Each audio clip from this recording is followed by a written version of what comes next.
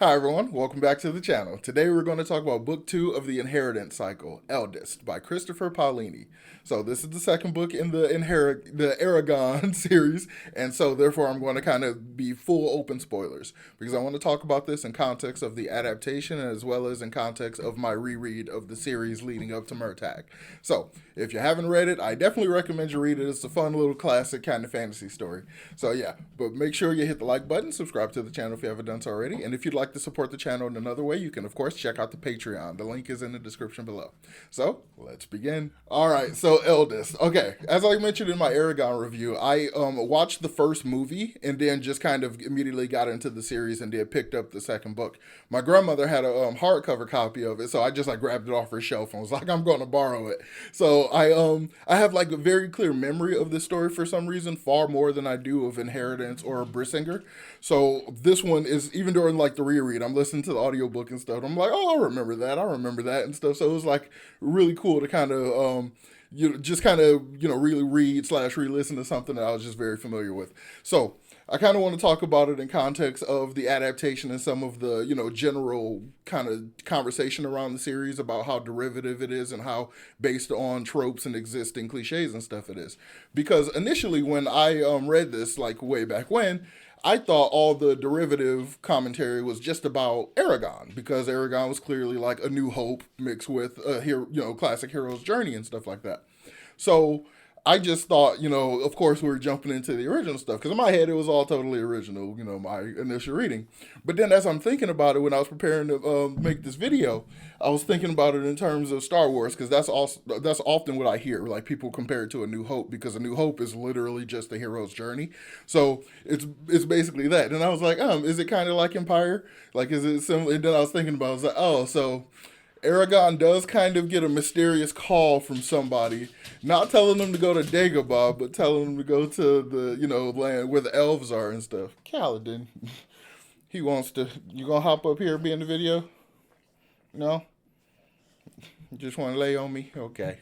But, so I was thinking about that and like I had to laugh basically because it happens in like the end of the first book where he gets that mental voice in his head that's helping him deal with Durza or whatever, but it turns out to basically be his Yoda. So I didn't even think about that because I was more focused on the fact that the way in which Christopher kind of breaks up this story I think is really cool. I mean, actually, I haven't watched Empire in a while. That it probably breaks up similarly. I don't know, but so I like how it's broken down between Aragon goes on his like training arc and then like completes his training and stuff, and then we also have the development of a character we got like nothing for in the first book, and that's Roran. So the story essentially kind of picks up right where he left off. Aragon is dealing with the aftermath of getting that blow from Durza. That huge mark on his or scar on his back now is like causing pains. Whenever he like overexerts himself, he like gets completely paralyzed and like drops down like just in severe and total pain and stuff. So he's like got confidence issues and everything. But we kind of deal with a little bit more of the Varden. We get a little bit more world building and stuff. He gets adopted into the dwarf clan in Grindstone, I think is how it's pronounced. I can't really totally pronounce it. So he gets basically adopted into their clan. So he's like an honorary dwarf and stuff. At least remember it's kind of a thing that happens where Aragon is basically being claimed by multiple different factions. It's clear that people see him as a source of power and influence, and they want to get their claws in on him. So the king of the dwarves is like, oh, we're going to adopt you into our people so that you basically have familial type obligations to us, so you have to help us. And then Ajihad's daughter, Naswada? Yeah, I can't pronounce her name that well, but she wants loyalty oath from Aragon so that she knows that he works for the Varden and stuff and will follow her orders and stuff, because they're all afraid that he's more powerful, because he kind of is more powerful than everybody. He could be an independent chaos agent, so everybody's trying to kind of hamper him down and like hold him down and stuff. And him being young and doesn't have like Braun or anybody near him, he kind of just takes it as people being nice and stuff, and he kind of more or less makes promises to all these people. So he's essentially like steadfastly loyal to everybody just based on the oaths and stuff he kind of makes, because he does the same thing with the elves when he goes to train with the elves. So it's like he's just beholden to all these people. Luckily they're not terrible people. But early on in the story, also we get a ambush by Urgles and stuff, and it appears that well, at the time Ajihad dies, he gets killed based on this ambush. But it looks like the twins, the two magic users, and Murtagh have been kidnapped. Well, the assumption is that they're dead because they find some of Murtagh's bloody clothes and down in like the tunnels and stuff, so it's assumed that they're just dead. So after that, we kind of deal with the political stuff going on. After Ajihad dies, we basically have to have kind of a vote, and that's when his daughter is made the leader of the Varden and stuff. And she kind of wants to make a change for them. She wants the group to openly defy Galbatorix and be an open rebellion instead of like a secret society thing. So they want to go off to that independent country, Serda, to go basically oppose him, out in the open kind of thing. So that's basically her plan for the entire group. And Aragon is like, I'd like to go and help and all this stuff, but I've been called to Ellesmere. I need to go finish my training with the elves. I need to go do this writer thing, right? So he goes off and does that. And it seems like Christopher knew that kind of arc would definitely slow down the story and it wouldn't be that interesting. So therefore, he switches over to the perspective of Roran, and we kind of get to figure out what's going on with the plot threads that we kind of left hanging. So we find out what's going on with him and Katrina and stuff. They're together, but essentially what's going on in his plot line is he's in Carvajal and he's got resentment because his dad is dead and like Aragon wasn't around and stuff. So he's got like this kind of built up issue against Aragon for a while. But then they're attacked, of course, by the Razak. And then it becomes this entire huge thing where becomes like the de facto leader of the entire village. And then basically gathers everybody up and gets them ready to fight and stuff. They like build this like haphazard wall and stuff in order to basically make it harder for the Razak to just kind of run them over. So they basically come up with strategies and stuff, and all the townspeople are helping. And Roran ends up getting the name. He's like Roran Stronghammer and stuff. And I just thought this kind of idea was like really, really well done. Because Aragon, yes, is a very cliche kind of fantasy type character, especially fantasy protagonist. So he's going to go finish off his training, become peak, at all the physical part of the fantasy protagonist stuff. But in that time, we need something else to focus on, and we get a really good amount of Roran. And I really like that story arc a lot. I like seeing him kind of develop and become like this de facto leader. I was thinking that he could become a huge part of the Varden. I mean, he does later based on what I know of the other books. I do recall him becoming like an important figure in the, rebellion group and stuff. But like, I thought that was cool because just like in the movie, because I had only seen the movie, that character was just gone. Like, it was a non-character. So I thought that was really, really nicely done. But again, it is really interesting that him going off to go into training and stuff is very much like Luke going to Dagobah. So it's just kind of funny in that sense. And the twist at the end, which I guess I'll talk about here early because I'm talking about the comparison to Star Wars, the Luke, I am your father, is very much the Aragon, I am your brother. So it is kind of the same thing. So it's kind of hilarious when you think about it like that. To me, though, these are more like touch points than, it being totally derivative or anything. So some of the interesting foreshadowing things that the movie essentially left out that, was really required if they would have gotten a sequel is stuff like the conversation with Angela and with Solembum. Like Angela, basically part of her prophecy says a family member of Aragon's will betray him, and eventually Murtagh betrays him after he finds out he's his brother. And so that basically comes true. Solembum basically says this doesn't come, I don't think he he recognizes it in this book, but it doesn't really happen until next book. But Solembum basically says, the Weircat says, if you need a weapon, in need of a weapon, look under the Manoa tree. And when he gets to Ellesmere and stuff, and he meets that original like dragon bladesmith lady, there's a Manoa tree, and he's like, oh crap, Manoa tree, that was mentioned before. Like, it was a whole thing. So I thought that was interesting. So a lot of the really interesting foreshadowing things that were in the first book got cut out of the movie. So therefore, if they would have had a sequel, it would have been hard to touch point a lot of this stuff. But I'm really happy to see that a lot of that, it's kind of basic foreshadowing, it's kind of the skill level you would expect somebody as young as Christopher was when he was writing, like to just have this very explicit kind of foreshadowing stuff, and then it's very explicitly paid off later. It's, it's just that kind of thing. There's no subtlety to it at all. So it's still enjoyable in my opinion. Not everything has to be subtle or, obfuscated in any kind of way. So another thing that I really, really noticed about this on this reread is that Christopher is very much, a person after my own heart because you can tell this guy is a world building junkie. Like, apart from just how much he's into fantasy world maps and stuff, like, he's made that explicitly clear, like, just on socials and all that kind of stuff. But, like, this dude, like, he gets into the world, like, to the point of, I feel like he was a huge, I mean, obviously he had to have been a huge Tolkien fan, but I feel like he was impressed by the way Tolkien made up the entire Elven language and was like, I want to do the same thing. So the ancient language is so fleshed out. I think it is at this point a completely comprehensive language. It's really really fascinating, and it's just something that I want to give him major credit for because creating a language is not easy, especially one that is like internally consistent and fairly coherent in the way it it's phonology, is that a word, the phonetics of it and stuff like that. Like, if it's internally consistent within itself, then that to me takes a lot of skill because as somebody who has quote unquote made up languages with friends and stuff back in the day, it all comes out sounding like just absolute nonsense. So to have one that actually sounds like it could be a language as comprehensive as what Tolkien did, it's impressive. It's just impressive to me. And not only does he do world building in that context, but he like gets a little bit more into the world building with the dragons. So in the first one, basically, boy, running around the house, his nails on the hardwood. So in the first one, the giant sapphire gemstone at the top of the dwarven city, the gigantic, ridiculous size gemstone, Saphira basically has to crash through it in order to go help Aragon in the first one. So she shatters it, and she basically makes a promise to them that she'll repair it. I'm assuming she would have to. I mean, I already know how she does it, but like, I would assume she'd have to use that, nebulous dragon magic kind of thing to do it, because how else would she do it?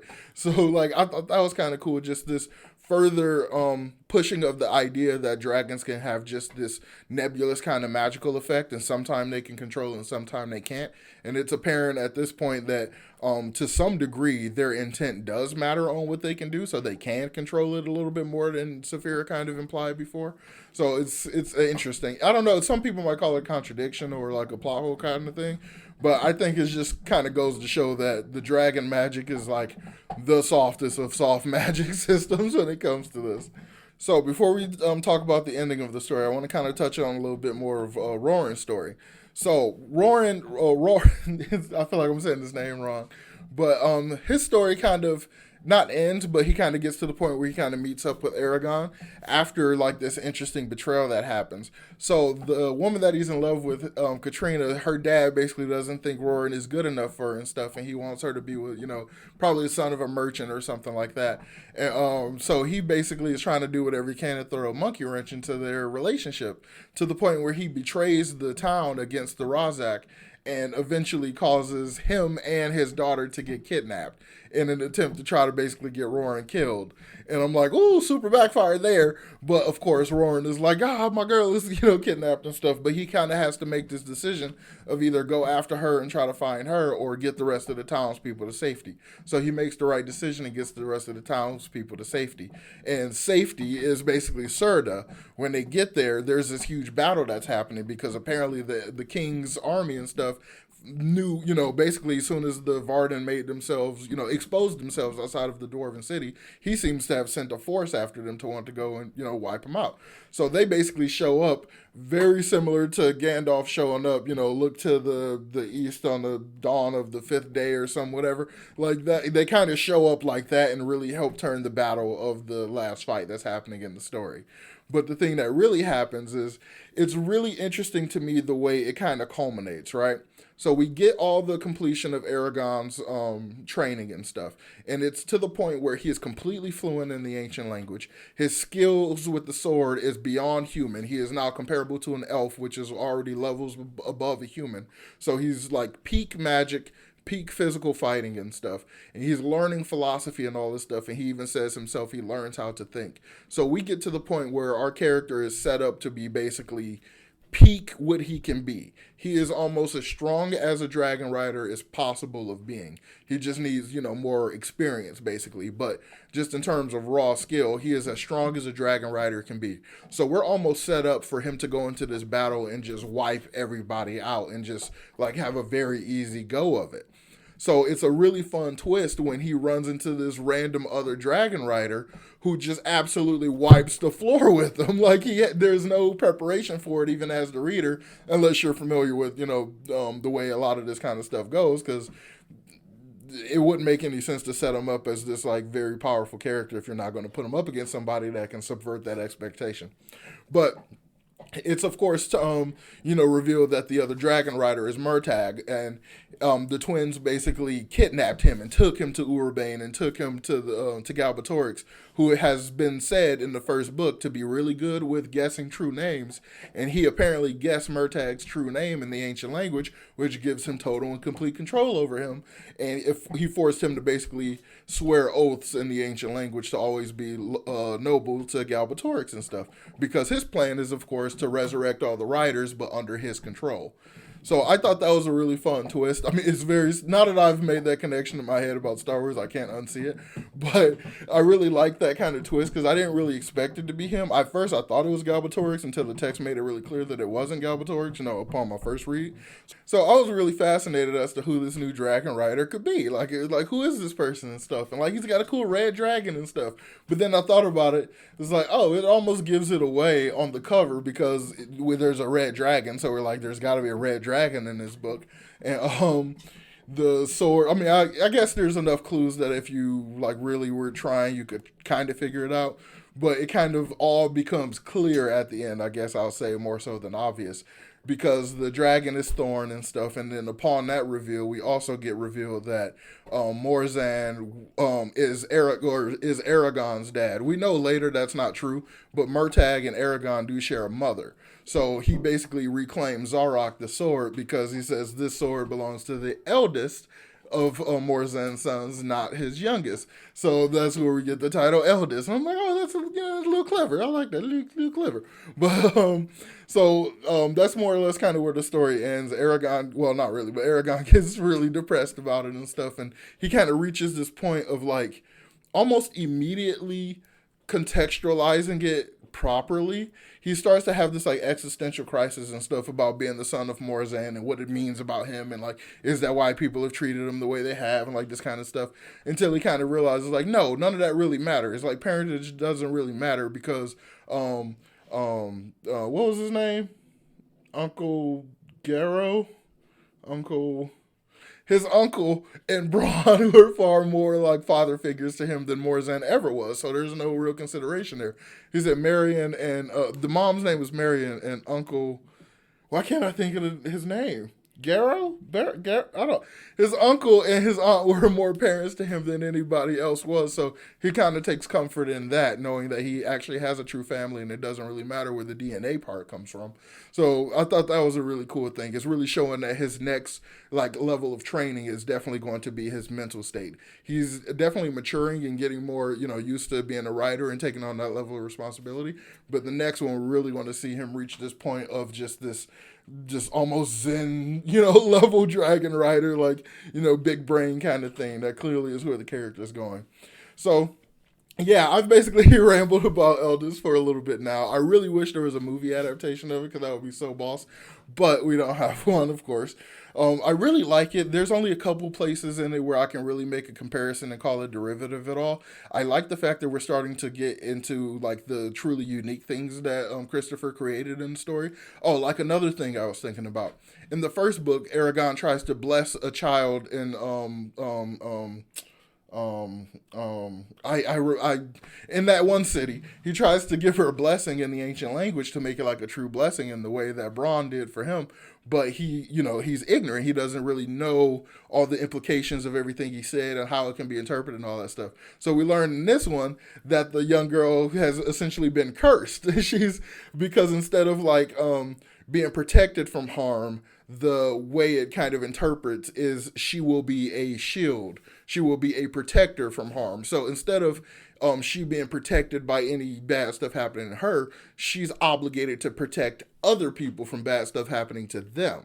So it's an interesting thing because she kind of develops almost like a sixth sense, kind of a future sight thing too. So, and she's like way more mature than she should be, because she's like some months old, but looks like she's about 6 years old, and then but she's like intelligent enough to speak as if she's like 15 or something like that. So he just accidentally created this whole situation. So he's going to have to fix that and kind of try to fix it. But I know that she gets so used to it and becomes so useful in this type because she basically becomes Nasawada's right hand woman and stuff. So it eventually he kind of mitigates it, but he doesn't take away the essential extra abilities he gives her.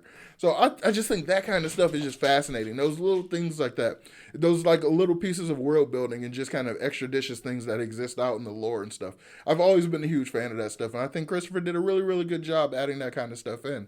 And I can't wait till we really talk about Brissinger, because that's where we get into more of the dragon lore and stuff like that, like the Eldunari and all that kind of stuff. So yeah, I really, really like Eldest. It's still probably, I mean, I don't know how I will feel about Murtagh yet, but Eldest is my favorite in the series, the 4 books that have come before Murtagh. So I really like it. I like the way it's broken up between the characters and stuff. I like the stuff we get to explore. I just like it. I like it a lot. So let me know, of course, in the comments down below, how did you all feel about it? Did you like it when it first came out? Or did you like it upon a reread or anything? Do you like agree with there? I saw a couple reviews on Goodreads that just like went in hard on this story and they just did not like it. So I'm wondering if anybody's got like super negative opinions about Eldest. Let me know about those in the comments as well. But of course, be nice about it. Don't insult anybody or anything like that. So yeah, as always, please make sure you hit the like button and subscribe to the channel if you haven't done so already. And if you'd like to support the channel in another way, you can check out the Patreon. So as always, I will talk to you all next time. Peace.